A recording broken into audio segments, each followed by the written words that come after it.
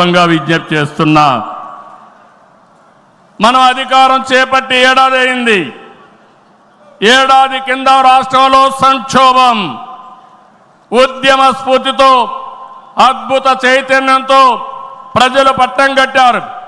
ప్రజలు ఇచ్చిన అధికారాన్ని బాధ్యతగా స్వీకరించాం. ప్రతిరోజు ప్రతి గంట ప్రజల కోసమే పనిచేస్తున్నాం.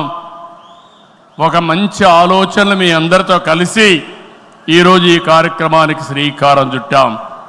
అనుభవంతో, ఆలోచనతో, కేంద్ర సహకారంతో కూటమి ప్రభుత్వం బీజేపీ జనసేన సమన్వయంతో ఒక్కొక్క ఇటుక పేర్చుతూ రాష్ట్రాన్ని నిలబడుతున్నాం. 1947లో దేశానికి స్వాతంత్రం వచ్చిన తర్వాత దేశ ప్రజలకు స్వేచ్ఛ వచ్చింది. 2024లో కాంగ్రెస్ పార్టీని చిత్తుగా ఓడించిన తర్వాత ఆంధ్రప్రదేశ్ ప్రజలకి స్వాతంత్రం వచ్చింది, స్వేచ్ఛ వచ్చిందని మరొక్కసారి విజ్ఞప్తి చేస్తున్నా. అయితే ఈరోజు మనం ఒక్క విషయం గుర్తుపెట్టుకోవాలి. ప్రజల్లో అశాంతి పోయింది, ఎవరు ఏం చేస్తారో అని అలజడిపోయింది. కూటమి పాలనతో ప్రజలకు స్వేచ్ఛ వచ్చింది. నేడు ప్రతి ఒక్కరు కూడా భద్రతతో, భరోసాతో బతికే పరిస్థితి వచ్చింది. ఎన్నికల ఫలితాలతో చీకటి తొలగిపోయింది. భవిష్యత్తు పైన ఆశలు పెరిగాయి, యాస్పిరేషన్స్ పెరిగాయి.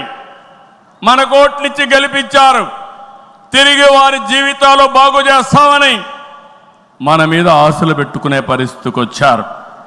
అందుకనే మీరు ఒక్కసారి చూస్తే రోడ్లు, మౌలిక సదుపాయాలు, వ్యాపారాలు, పెట్టుబడులు, ఉపాధి, ఉద్యోగాలు, నోటిఫికేషన్తో అనేక కార్యక్రమాలకు శ్రీకారం చుట్టాం.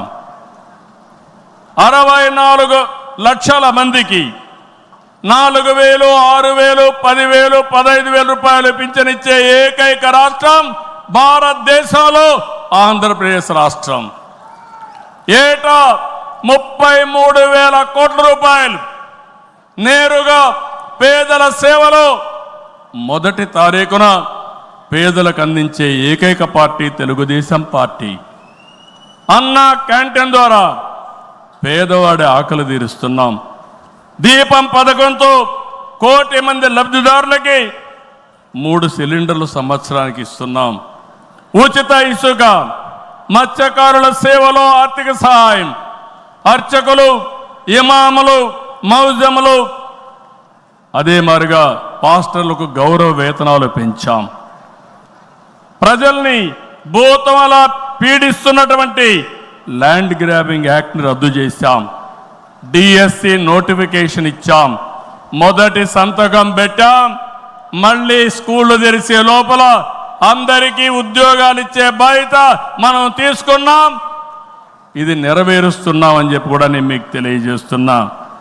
ఇదే కాదు, మళ్ళీ పారిశ్రామికవేత్తల్లో నమ్మకాన్ని కల్పించి పెట్టుబడులు తీసుకొస్తున్నాం.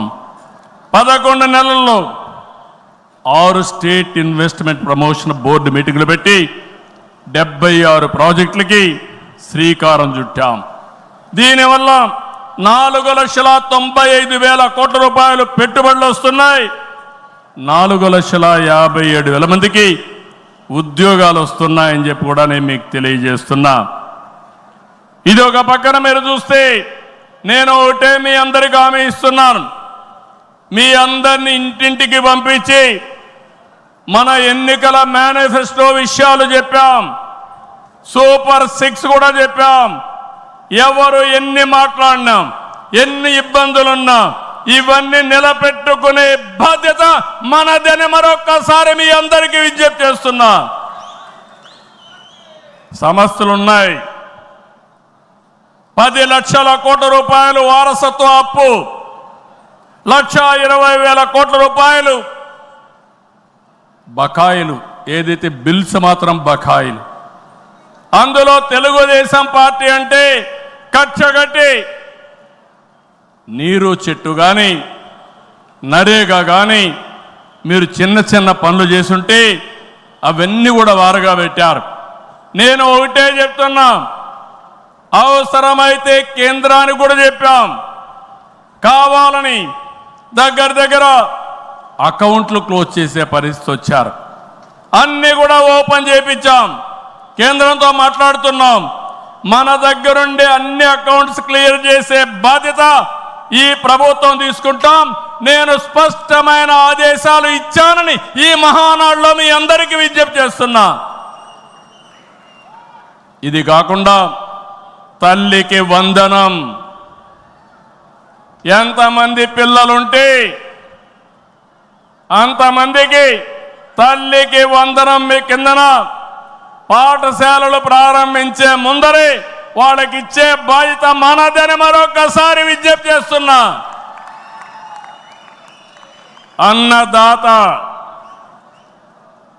రైతుకి న్యాయం చేసే పార్టీ తెలుగుదేశం పార్టీ. రాయలసీమలో హార్టికల్చర్ హబ్గా తయారు చేయడం, ఆంధ్రాలో అక్వాకల్చర్ని ప్రోత్సహించడం, అదే మరి గిట్టుబాటు ధర ఒకసారి ఇబ్బందులు వచ్చినా ప్రతి ఒక్క రైతును ఆదుకునే కార్యక్రమాలు చేశాం. ఇటీవల